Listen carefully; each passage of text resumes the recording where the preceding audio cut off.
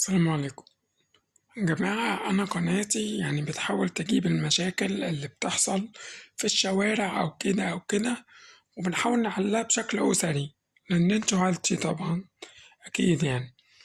دلوقتي بالنسبة للشباب اللي عندهم مكن، اللي هي الفيزب، عربيات بيجروا بشكل سريع، وتبقى ماشي في الشارع تبص تلاقي الإشارة واقفة. أنا بعدي لما الإشارة بتقف عشان رجلي، تمام؟ بتلاقي الإشارة واقفة وكله بيجري. ليه؟